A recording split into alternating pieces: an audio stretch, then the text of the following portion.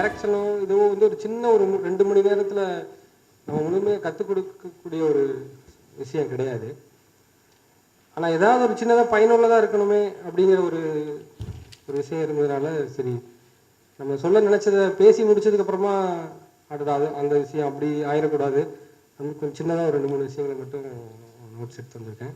நம்ம தமிழ் சூழலில் இன்னைக்கு இருக்கக்கூடிய இண்டஸ்ட்ரியோட இது என்னென்னா, வெறும் இயக்குனராக உங்களுக்கு வாய்ப்பு கிடைக்காது.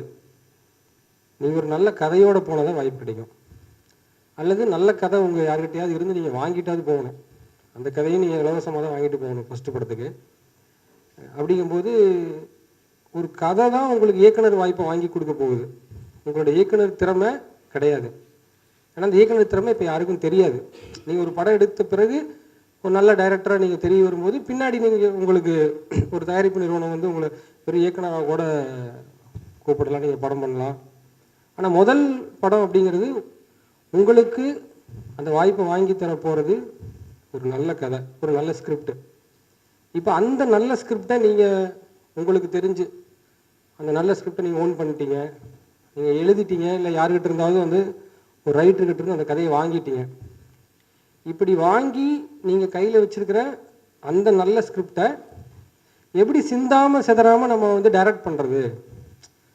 அதில் நமக்கு நிறைய கேப் இருக்கும். நான் நல்ல கதையை தான் எடுத்துகிட்டு வந்தேன், ஆனால் நான் நினச்ச மாதிரி எடுத்துட முடியல படத்தை.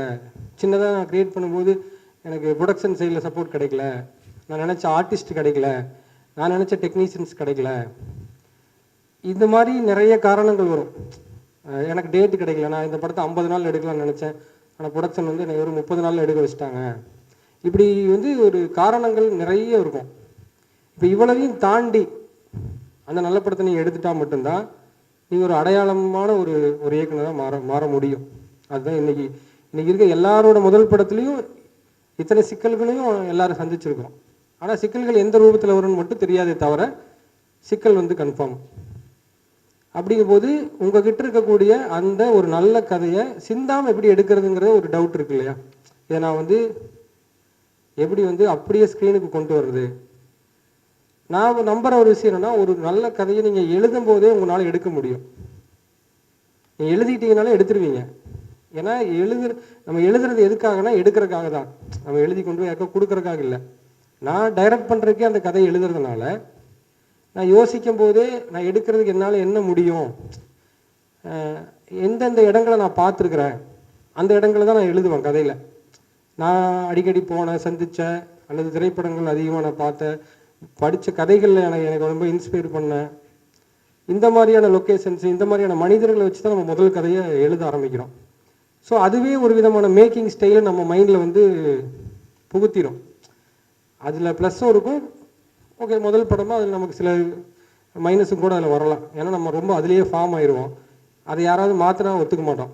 இல்லை நான் இப்படி தான் காட்ட நினைக்கிறேன், எனக்கு இப்படி தான் வேணும். இப்போ நிறைய கொரியன் படம் பார்த்துட்டு கொரியன் படம் மாதிரி போலீஸ் ஸ்டேஷன் நம்ம இங்கே செட் பண்ண முடியாது. அவங்க ஒரு போலீஸ் ஸ்டேஷன் வேறு மாதிரி இருக்கும், அங்கே இருக்கிற இன்வெஸ்டிகேட்டர் வேறு மாதிரி இருப்பாங்க.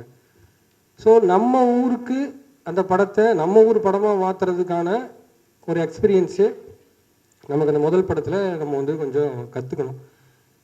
இப்போ நான் வந்த வழிப்படி பார்த்தீங்கன்னா, நான் ராமு, இப்போ நலன் சார் எல்லாருமே வந்து நாளை இயக்குனர்லேருந்து அதான் எனக்கு ஒரு நல்ல முகவரி கிடச்சிது. இப்போ நாளை இயக்குனரில் நான் வந்து கலந்துக்கிட்டு அந்த ஒரு வருஷத்தில் ஒரு 7 ஷார்ட் ஃபிலிம் பண்ணதுங்கிறது ஒரு வெறும் ஷார்ட் ஃபிலிமும் இல்லாமல் அந்த ஷார்ட் ஃபிலிம் ஒரு போட்டிக்காக பண்ணது.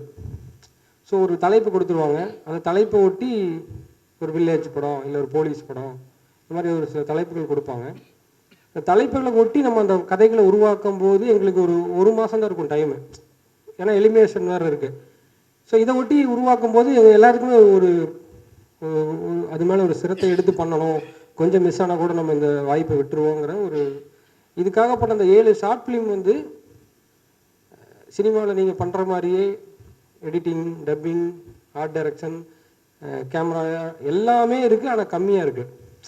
சின்ன லெவலில் நம்மளால் ஹேண்டில் பண்ணக்கூடிய விதத்தில் இது ஒரு பெரிய அளவில் பின்னாடி படம் இயக்கும் போது உதவியாக இருந்துச்சு. இது மாதிரி நீங்கள் ஷார்ட் ஃபிலிம் பண்ணியிருந்தால் கண்டிப்பாக உங்களுக்கு வந்து அது கை கொடுக்கும். ஒருவேளை உங்களுக்கு ஷார்ட் ஃபிலிம் பண்ண எக்ஸ்பீரியன்ஸே இல்லை அப்படின்னா ஒரு சின்னதாக ஒரு 5 நிமிடத்துக்கோ 2 நிமிடத்துக்கோ வர்ற மாதிரி ஒரு கதையை எழுதி நீங்கள் மொபைல்லையே கூட இன்றைக்கி நிறையா சினிமாட்டிக்கு இதெல்லாம் வந்துடுச்சு.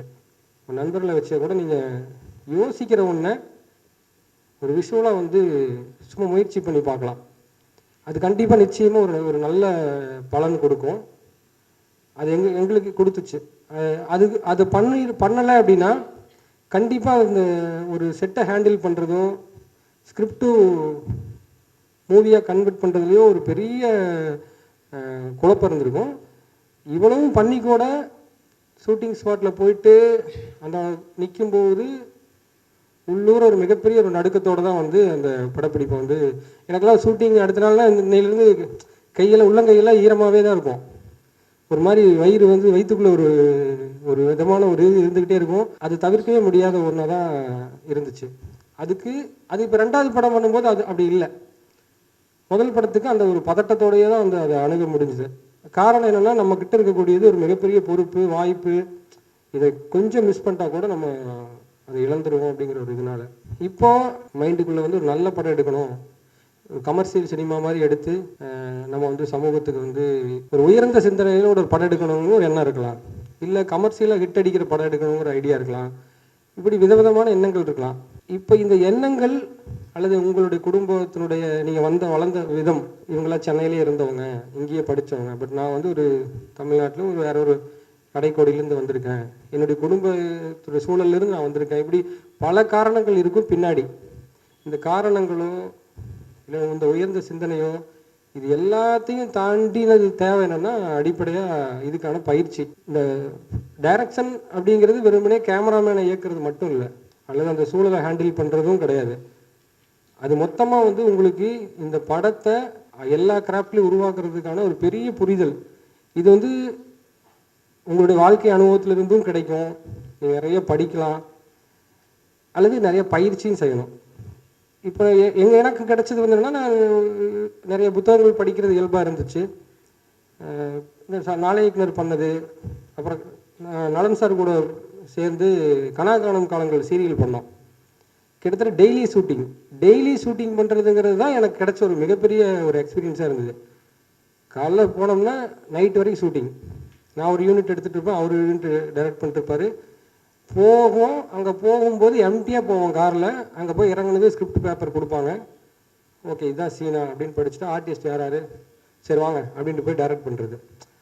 அதில் எந்த விதமான இதுவே இல்லை, சும்மா டைரக்ட் பண்ணுறது போய். அப்படி ஒரு விஷயம் எனக்கு அந்த சீரியலில் கிடச்சது வந்து ஒரு பெரிய ஹெல்ப்பாக இருந்தது. ஏன்னா நான் கதை எழுதலை, இன்றைக்கி என்ன எடுக்க போகிறேன்னு தெரியவே தெரியாது எனக்கு. சீன் பேப்பர் வாங்கிட்டு ஓகே படிச்சுட்டு அவங்கள கூப்பிட்டு ஒரு கொரியர் பண்ணி எடுக்கிறது வந்து இது ஒரு 3 மாதம் பண்ணது வந்து ஒரு பெரிய ஹெல்ப்பாக இருந்தது.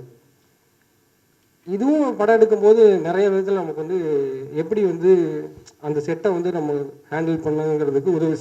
இது எதுக்கு சொல்கிறேன்னா, இந்த பயிற்சிக்கு நம்ம கொஞ்சம் கொஞ்சமாக வந்து உட்பட்டே ஆகணும். நீங்கள் ஷார்ட் ஃபிலிம் பண்ணலாம், இல்லை வேறு ஒரு படத்தில் போய் நீங்கள் ஒர்க் பண்ணுறது.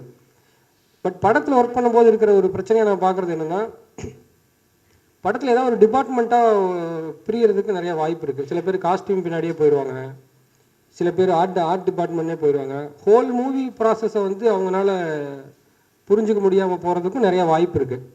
1-2 படங்கள் ஆகலாம், அதுக்கு டிபார்ட்மெண்ட் மாறி மாறி ஒர்க் பண்ணுவாங்க. இப்போ இந்த ப்ராசஸில் நீங்களே ஓன் டிசிஷன் எடுக்கிறதுக்கு என்னை கேட்டால் ஷார்ட் ஃபிலிமை தவிர ஒரு நல்ல ஒரு வழி இல்லைன்னு தான் நான் நினைக்கிறேன். அதுதான் வந்து சுயமான உங்களுடைய முடிவுகளை சின்னதோ பெருசோ நீங்கள் என்ன முடிவு எடுத்தீங்க, எப்படி அது விஷுவலாக மாறுச்சுங்கிறதுக்கு ஒரு ஒரு நல்ல ஒரு உதவியாக இருக்கக்கூடியது ஷார்ட் ஃபிலிம். இப்போ உங்களுடைய இந்த முதல் படத்துக்கான நல்ல கதையை நீங்கள் வந்து எழுதுறதை பற்றி நலன் சார் உங்களுக்கு சொல்லியிருப்பார்.